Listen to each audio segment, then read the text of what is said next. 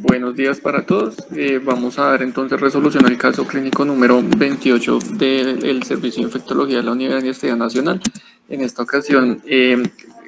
tenemos un paciente masculino de 21 años, natural y procedente de Bogotá, estudiante universitario y músico que ingresa al sitio de remisión el 13 de agosto con consulta por dolor de cabeza. Es específicamente un cuadro clínico de 5 días de evolución consistente en cefalea súbita de alta intensidad que aumenta con maniobras de Valsalva y con los movimientos oculares. A los 2 días de inicio de esta cefalea empieza a presentar astenia, adinamia, fiebre y somnolencia. Un día antes de que consulte al sitio de atención, refiere un episodio de cefalea que interrumpe el sueño asociado a fotofobia, episodios eméticos sin proyectil y alteración del discurso referido por los acompañantes. A la revisión por sistemas no tiene ningún hallazgo positivo. Como antecedentes,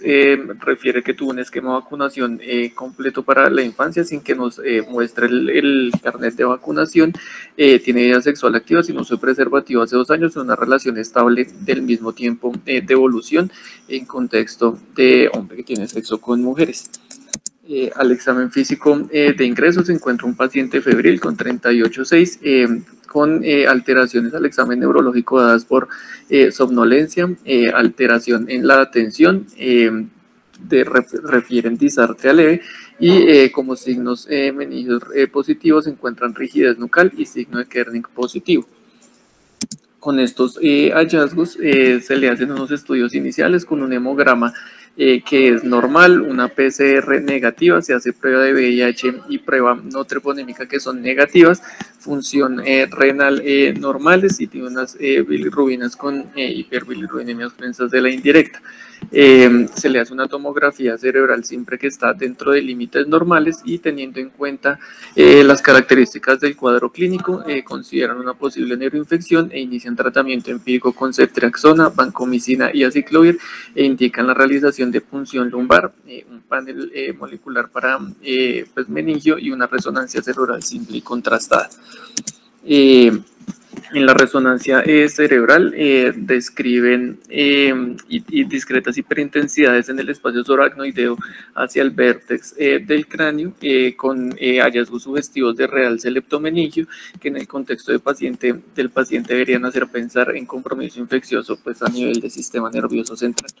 En la punción lumbar se encuentra pleocitosis de 294 a expensas de mononucleares del 99%, con hematíes elevados en contexto de una punción lumbar traumática, con hiperproteinorraquia, con las tinciones iniciales negativas, BRL negativo y una adenosine negativo. Posteriormente se recibe el reporte del panel meningio.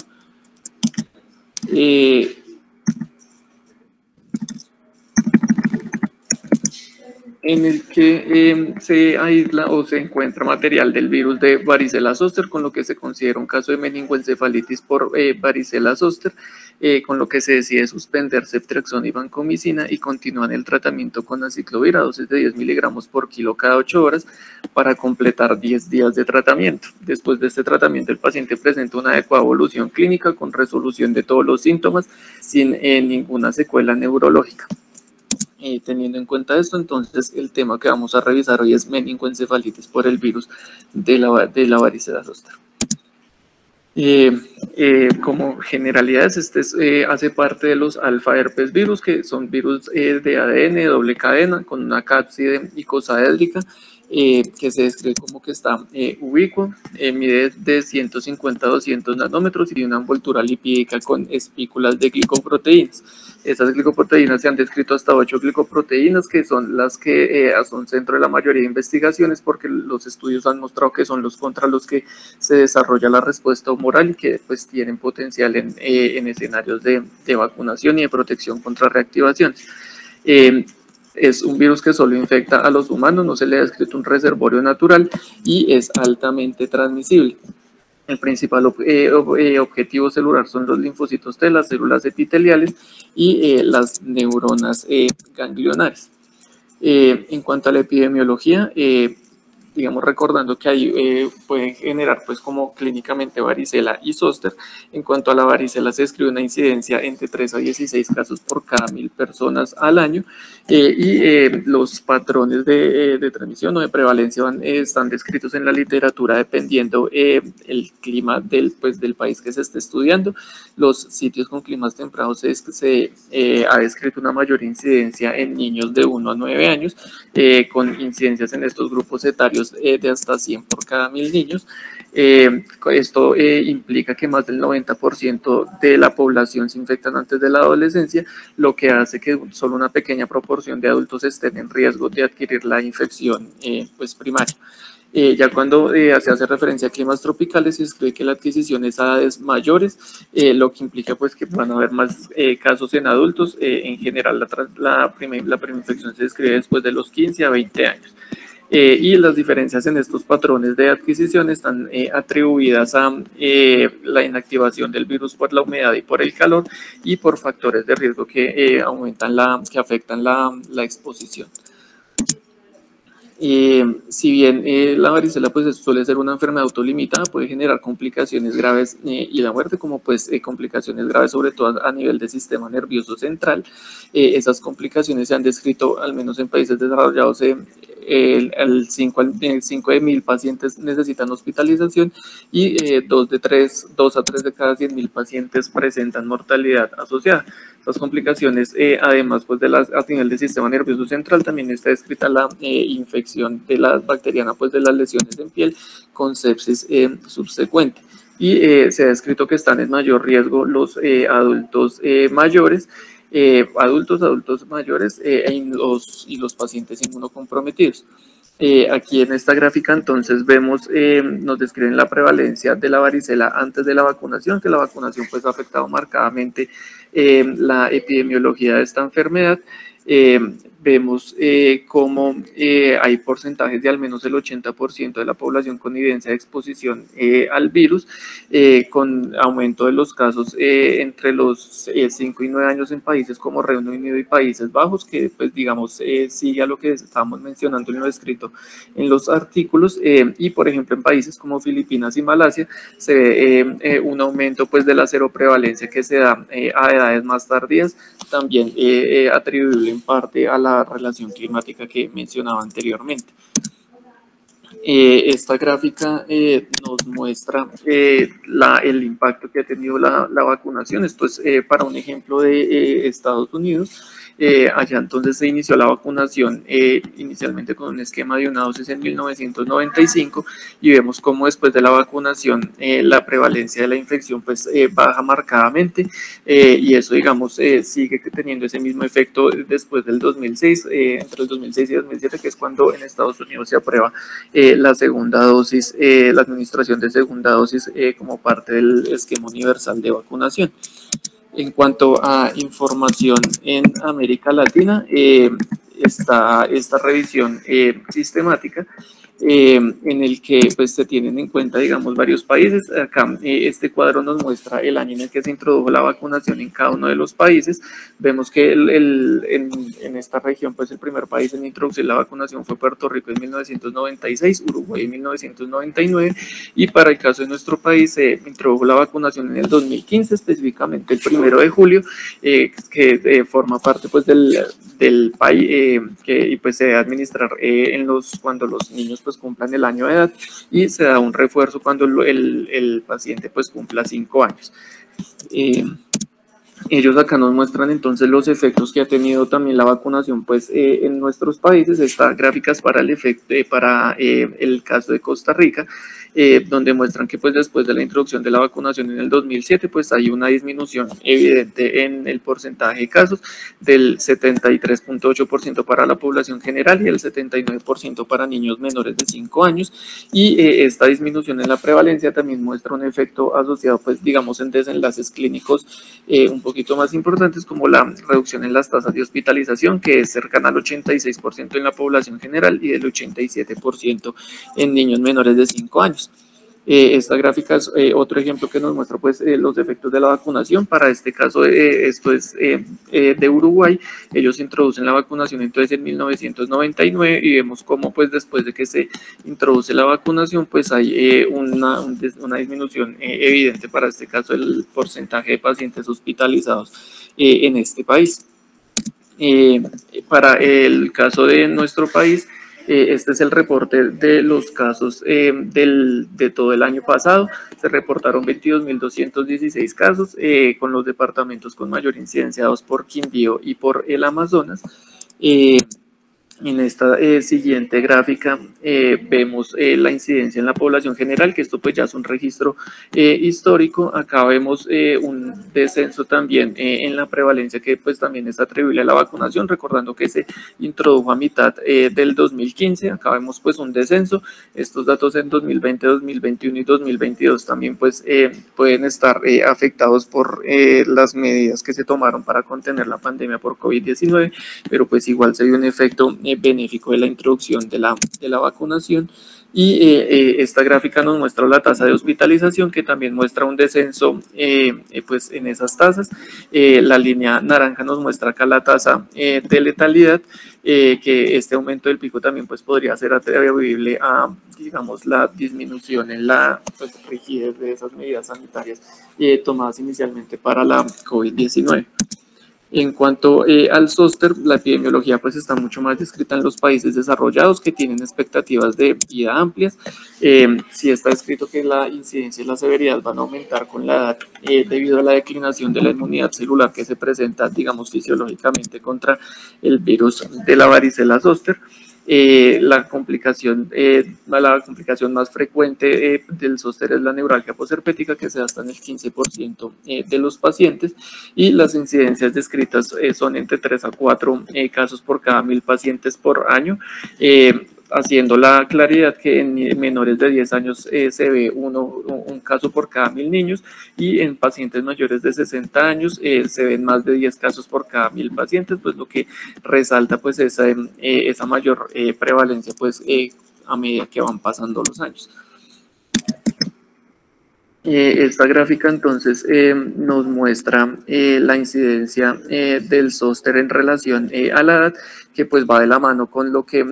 veníamos diciendo en la diapositiva anterior. Vemos que pues desde los 40, 50 años pues la incidencia del zóster empieza a aumentar pues marcadamente, y eso sigue aumentando pues a medida que van transcurriendo los años, y los estudios también han mostrado que hasta un 4% de los pacientes van a tener un segundo episodio de zóster, que pues digamos esto resalta pues la importancia también de la vacunación para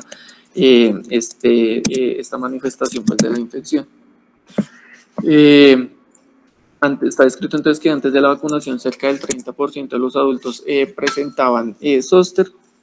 Y digamos que con los años se ha visto que la incidencia del zóster ha venido aumentando, lo cual se ha atribuido pues uno a que hay una mayor población de adultos mayores, a que hay mayor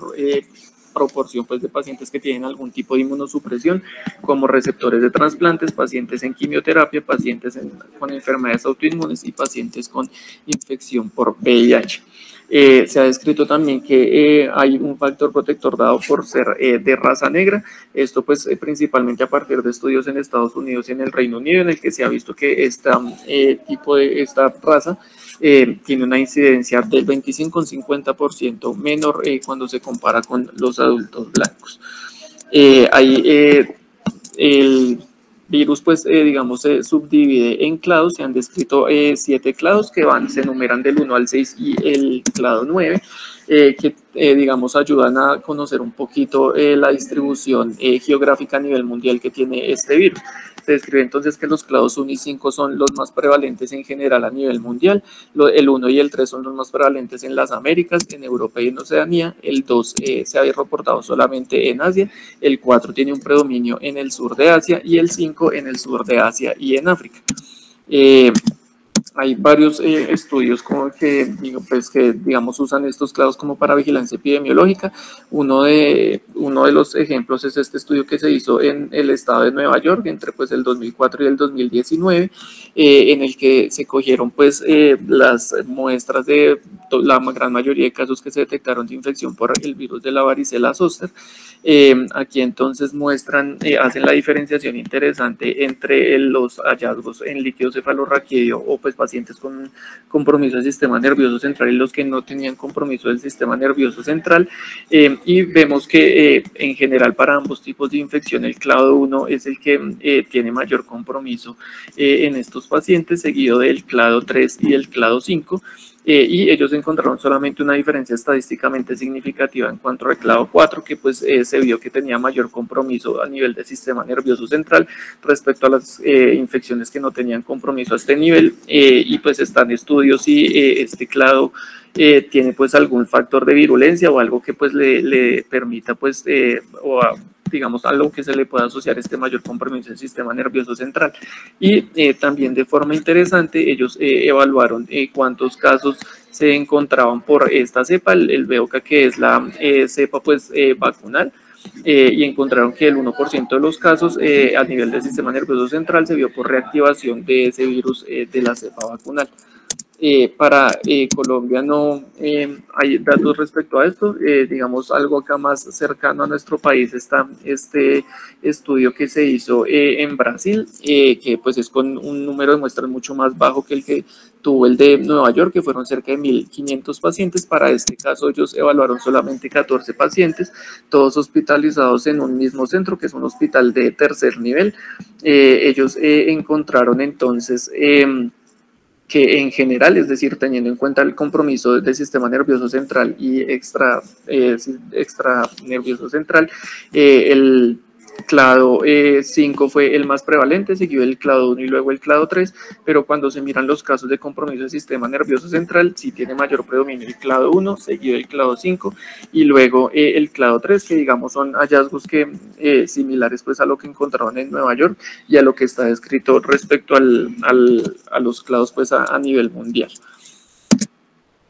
En cuanto a la fisiopatología, el virus pues se propaga por aerosoles. Acá en esta tabla vemos el R0, el número reproductivo básico, que pues nos indica, digamos, el potencial o qué tan transmisibles son los microorganismos. Y acá vemos que el virus de la varicela pues tiene un R0 pues bastante alto, entre 10 y 12, solo superado por el sarampión y la tosferina, lo que pues hace referencia a la alta transmisibilidad de este virus. Digamos que tradicionalmente está la teoría de que pues se disemina a partir de viriones que están presentes en el tracto respiratorio, pero hay otra teoría que está pues apoyada por varios estudios que dice que si bien pues la transmisión sea por aerosoles, esos aerosoles o pues esas partículas que se propagan a nivel pues de aerosoles van a salir a partir pues de las células y de los viriones libres en la piel, en los sitios pues de las lesiones, y que esta en general es la mayor fuente para la transmisión por aerosoles, más que la presencia o pues los virus que salgan directamente del tracto respiratorio del paciente infectado. Y hay que tener en cuenta, y digamos esto también está apoyado por el hecho de que cuando los pacientes ya dejan de tener lesiones activas en la piel, es decir, que todas están en fase costrosa, los pacientes ya se consideran como no contagiosos. En cuanto a la infección primaria, una vez el virus de la varicela entra al cuerpo, va a proliferar en amígdalas, infecta los linfocitos T que están pues en estos órganos linfoides secundarios, y posteriormente va a entrar a la circulación y se va a diseminar a piel, y está descrito también el compromiso a otros órganos, sobre todo a nivel del tracto gastrointestinal. El ADN, se había encontrado el ADN pues del virus en los linfocitos T, que pues esto es en el periodo de viremia, y esto se ha detectado hasta 10 días antes de que aparezcan las lesiones en piel, y este hallazgo de viremia puede persistir algunas semanas después de la resolución de las lesiones, que eso está descrito sobre todo en pacientes inmunocomprometidos. Una vez el virus entra, digamos que la inmunidad innata logra retrasar la multiplicación viral en la piel, pero eventualmente esos mecanismos de la inmunidad innata son superados y hay una marcada replicación en la piel, que esto también puede darse a nivel visceral, y pues esto es lo que marca la aparición del exantema.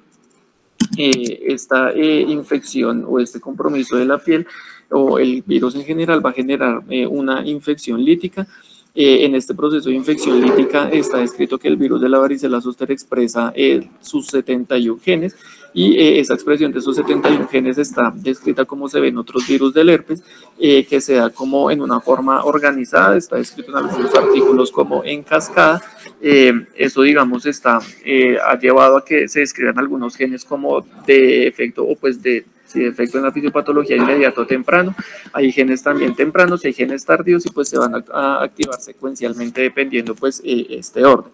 Ya digamos es diferente en la latencia, hay digamos más controversia en este aspecto, pero se ha encontrado pues que el virus expresa muy poquitos de estos genes y pues cuando hay reactivación vuelve y expresa nuevamente los 71 genes que se le han descrito.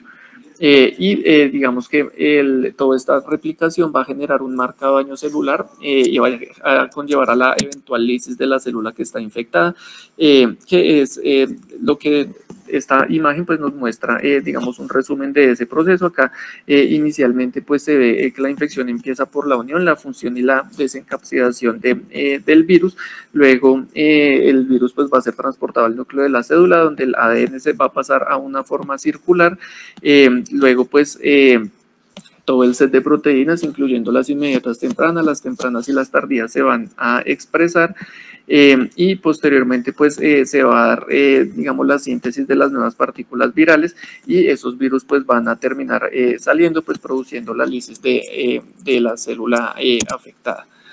En cuanto a la infección latente, ese estado de latencia se ha descrito en las neuronas ganglionares de los pares craneales, en la raíz dorsal, en los ganglios autónomos y en los ganglios entéricos. Por lo general, los sitios que más o que se van a ver comprometidos por esa latencia suelen ser los más afectados por el episodio primario, que lo más frecuente es que afecten la cara y el tronco.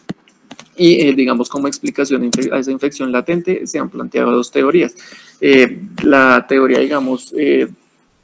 principal o pues la que uno encuentra en la mayoría de lados es que el virus va a entrar por las terminaciones nerviosas epidérmicas y luego sufre un transporte axonal retrógrado y ahí llega a los cuerpos neuronales pues, de esas neuronas que están en los ganglios y ahí genera esa latencia. Sin embargo, el hecho de que haya manifestaciones clínicas o pues que esté descrita la infección sin la aparición del exantema ha llevado pues a investigar otras posibles teorías. Una de esas teorías es que durante la viremia pues también se puede dar la infección de esos ganglios y digamos que de esa forma se podría explicar lo que hay estudios en autopsias y en modelos y pues bueno, en pacientes que de pronto son llevados pues a algún procedimiento quirúrgico a nivel abdominal, que se encuentre pues material genético del virus en los ganglios a nivel entérico, pues sin que los pacientes describan que hubieran tenido compromiso cutáneo. Nuevamente, pues la diferencia en que la infección latente, el ADN del virus va a ser circular y no presenta pues replicación. Cuando hay activación, está descrito por estudios también en autopsia que los ganglios se tornan necróticos y hemorrágicos y el virus, cuando hay reactivación, el virus pues se encuentra en células neuronales y no neuronales, pues digamos ahí en el ganglio, con regulación a la alta de proteínas del complejo mayor de histocompatibilidad clase 1 y clase 2 con infiltración de los linfocitos CD4 y CD8. Esta gráfica pues nos muestra también ese proceso. Aquí vemos entonces que este es el proceso pues de latencia en el que pues todo llega hasta la fase del DNA circular, no hay esa fase que veíamos en la infección primaria de la expresión de las proteínas inmediatamente tempranas y tardías. Y esta gráfica nos muestra pues el modelo pues propuesto para la reactivación. Aquí tenemos digamos cuando está la infección primaria, está la teoría de que el virus pues entra por esas terminaciones nerviosas epidérmicas y va a viajar acá a las neuronas ganglionares, y cuando hay la reactivación también pues el virus tiene un transporte ya no pues retrógrado como en este caso sino anterógrado, que es lo que va a permitir la aparición de las lesiones en piel. Otra de las teorías para explicar el compromiso, digamos, de ganglios o de sitios no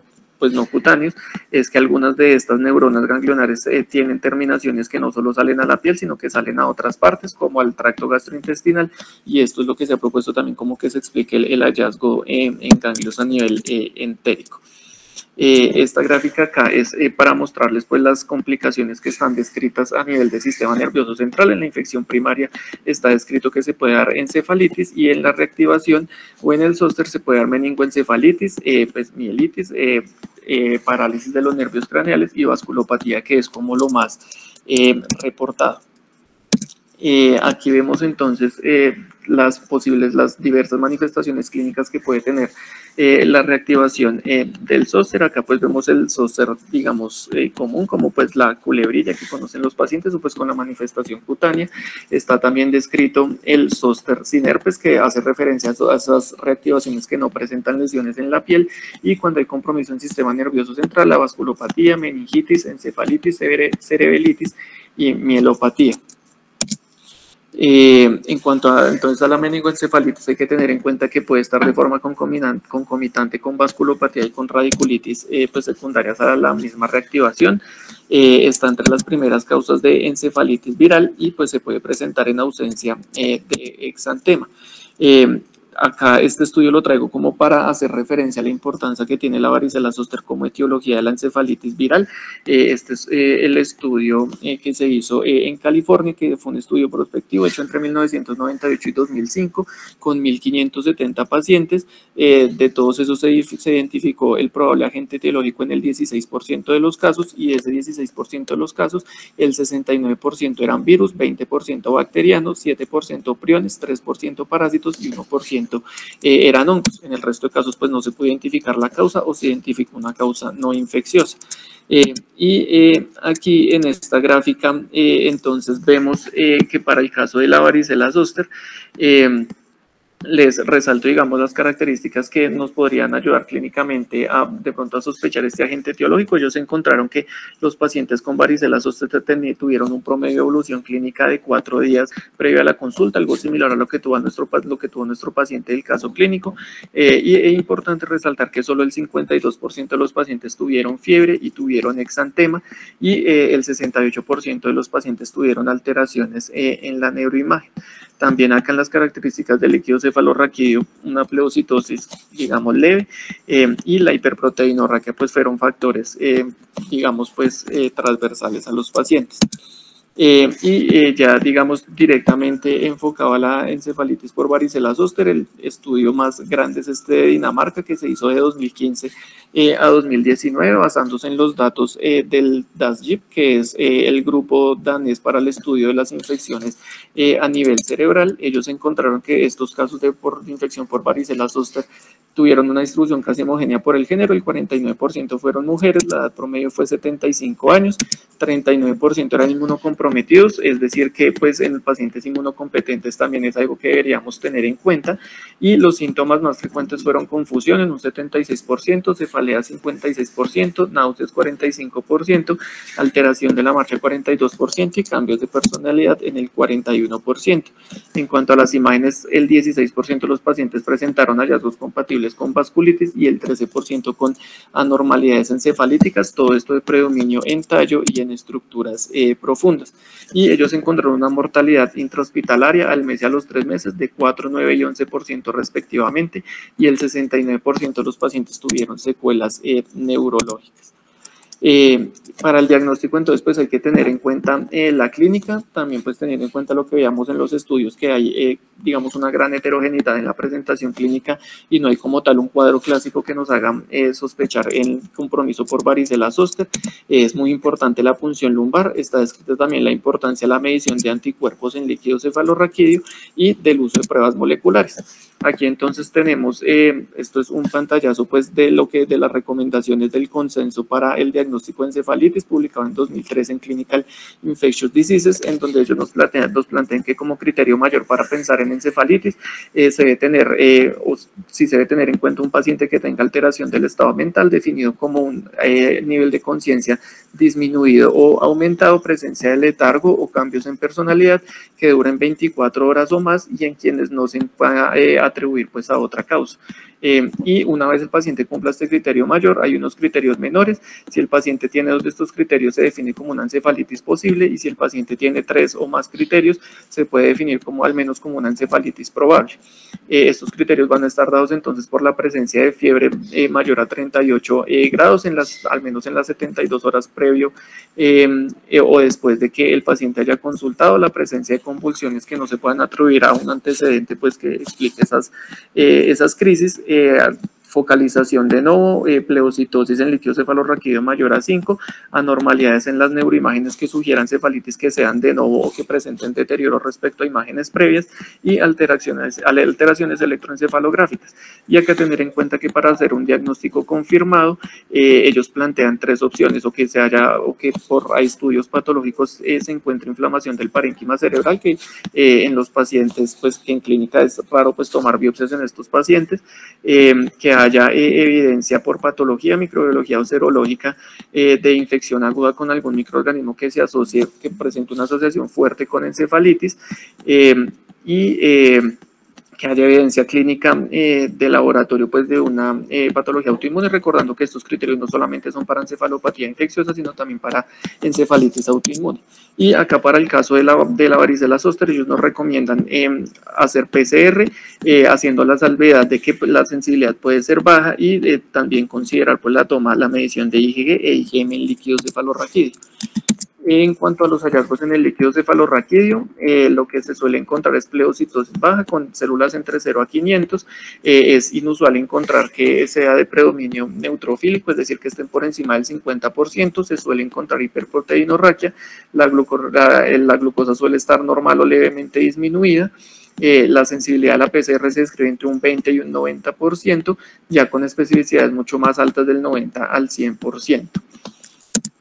En cuanto al valor entonces de esos anticuerpos, son poquitos los estudios que uno encuentra, y están sobre todo cuando hay complicaciones de vasculopatía por el virus de la varicela zóster, pero acá en este estudio, que es en el que la mayoría hacen referencia cuando digamos dicen que la PCR tiene un mal rendimiento, ellos cogieron 14 pacientes con compromiso por virus de varicela zóster, les midieron PCR y les midieron IgG, y encontraron que la PCR fue solamente positiva en el 28% de los pacientes. Este 30% que les pongo acá es por datos de un estudio similar, la especificidad sí fue del 100%, y ellos encontraron que la IgG sí estuvo presente en el 100% de los pacientes, y por eso en algunos artículos uno encuentra que se deberían medir estos anticuerpos. Ya cuando uno evalúa evidencias un poquito más recientes, esta revisión sistemática del panel meningio, hecho por el grupo de la Universidad de Antioquia. Esta revisión sistemática incluyó 19 estudios con más de 11.300 pacientes, y ellos evaluaron el rendimiento del FilmArray. Acá ellos ponen cuál fue el gol estándar contra el que lo compararon. Ellos definen, digamos, un patrón de referencia 1 y 1.2, que para el caso de la varicela zóster, el patrón de referencia 1 era una PCR in-house, o digamos por técnicas diferentes a la del FilmArray, que estuviera positiva, y si esta primera condición no se cumplía, ellos entraban a evaluar este segundo patrón de referencia, que ya tenía en cuenta alteraciones clínicas y alteraciones pues en el líquido cefalorraquídeo.